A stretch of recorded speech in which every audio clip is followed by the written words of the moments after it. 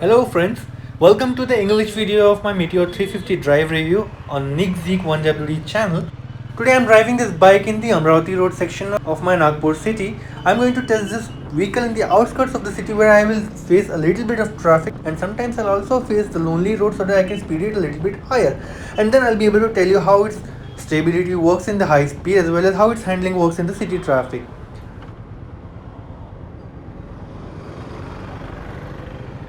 Taking a U-turn so far feels really good because the light handle is actually working very fine, and the ergonomics of this bike is making me drive it very comfortably as if I am driving this bike for a long time. But that's not true. This is the first time I'm riding a Royal Enfield Meteor, and in fact, if you must know, this is the second Royal Enfield bike I have driven the last 1 decade. The last Royal Enfield which I had driven was the Interceptor 650, and it's just 1 week back, and I had also shared a review video with all of you in my main channel Nick Zeek. If you have not already watched that video, you can go into the description of this video and find out a link to watch that video.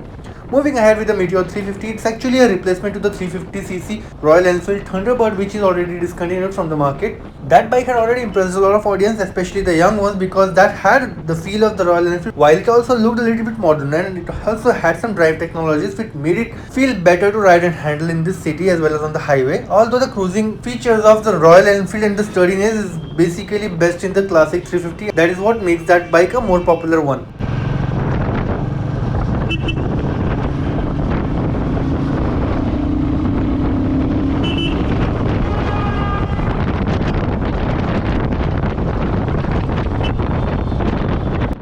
Looking into the Meteor 350, it is a very advanced bike. It is a perfect new version of the Thunderbird 350X.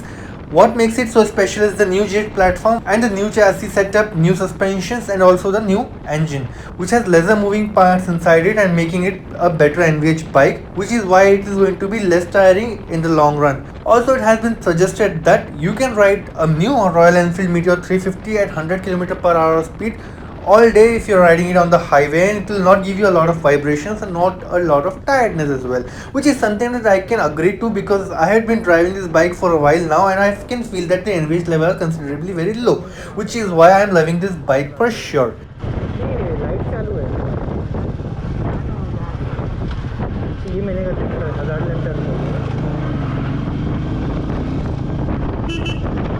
Handling it around the corners is also a very good experience altogether because this is a light to handle bike as I already shared, and also the ergonomics helped me get a lot of confidence in the bike. The comfort level is also really good, and the cornering stability gets added by the fat tires with 19-inch rims on the front and 17-inch rims on the rear. The tubeless radial tires also ensure that the grip of the bike on the road stays very firm, and the suspensions are a little bit stiffer so that the bike doesn't feel too much bouncy on bad roads as well.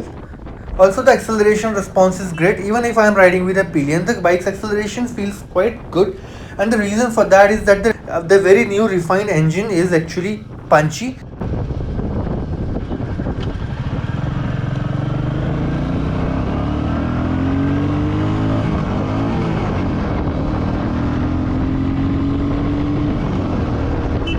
Although after riding an Interceptor 650, I would have loved to have a little bit more power in this one.